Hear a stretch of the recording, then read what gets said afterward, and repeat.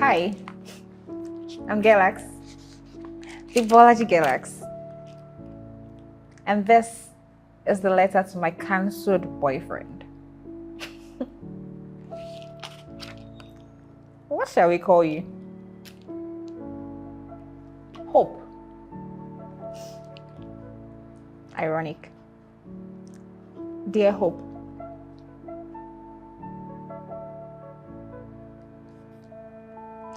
I was probably the sluttiest with you.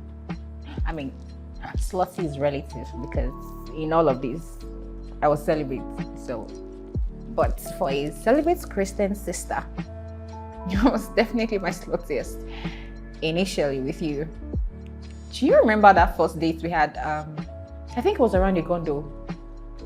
There's this new restaurant that just opened around in Gondo, and yeah, we were in there and it just seemed so crowded, so we went upstairs where they had a lounge. We were the only customers there, so we sat there, we ate, we just ate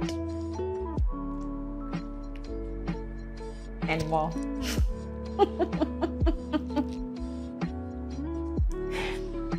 Oh my god, if I was sexually active then, I promise I would have carried your baby.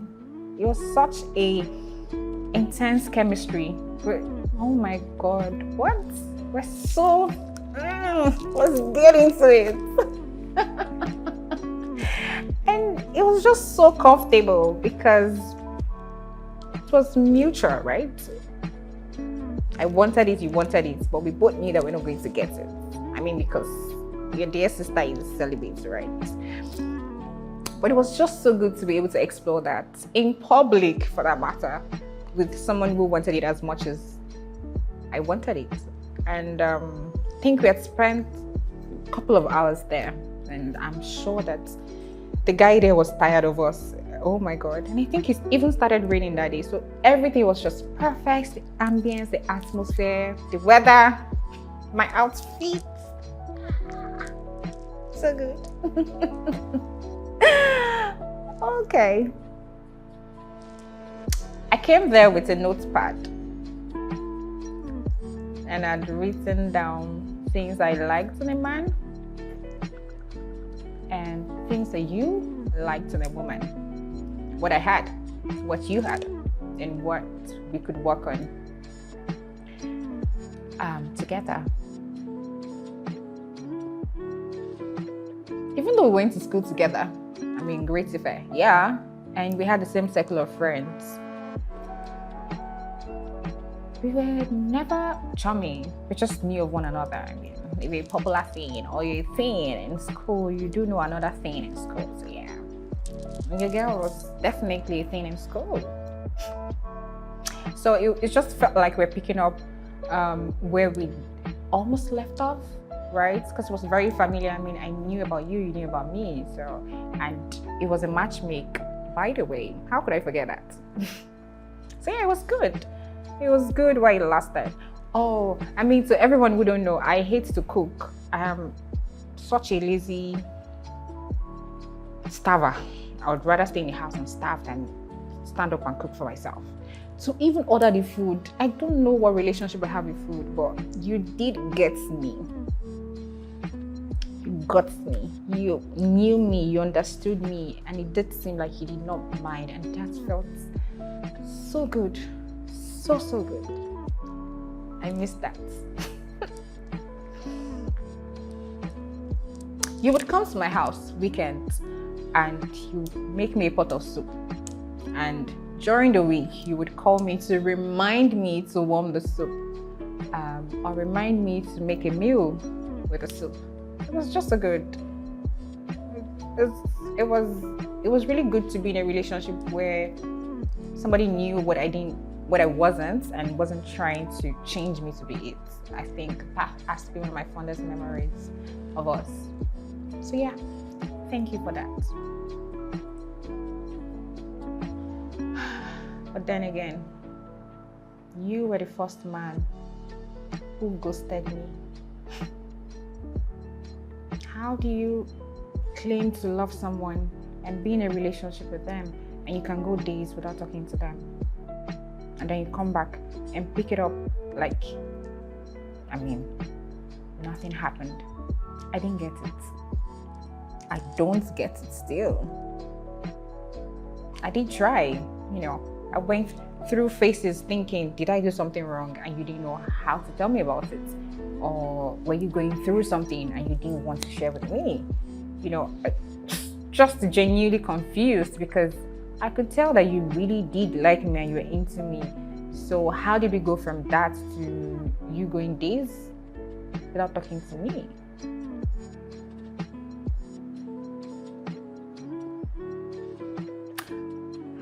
As much as I've had the happiest breakup, but I think how I broke up with you was very satisfying. So we had not seen for weeks, and we both stay in this Lagos. And I remember inviting you.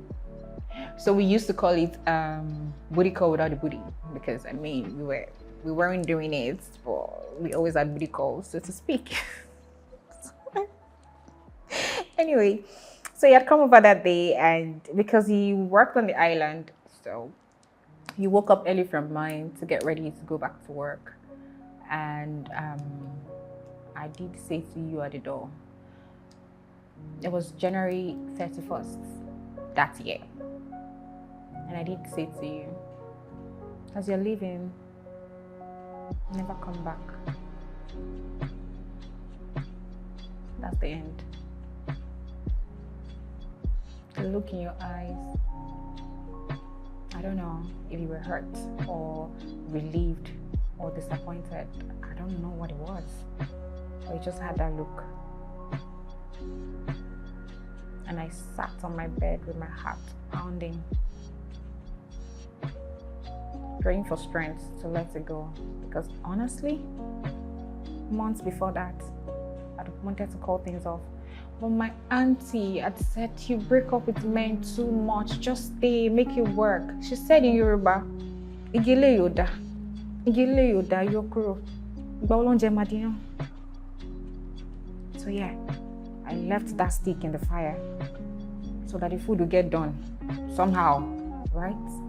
Until I couldn't take it anymore, and I just knew that I had to do it. So right there on that bed, I really was praying for strength and trying as much as possible to shut down the voice in my head. I was saying, you're letting go of another man. Okay, you're not going to be young and single and fine forever. But I didn't know that I did want to be in a relationship where it felt like they couldn't live without me. Maybe not literally, but yeah. I wanted to be in a relationship, or I want to be in a relationship where it does feel like the sun rises and sets on me from their end. And you weren't that. So, yeah, thinking back, maybe it was just sexual chemistry we had. Maybe you didn't really love me as you said. I loved my body. I loved the idea of me. But thank you for the meals. Thank you for letting me know that in spite of what my mom and my auntie says, I can find a man who wouldn't mind that I don't like to cook. Happy married life to you, by the way. Your once upon a time girlfriend.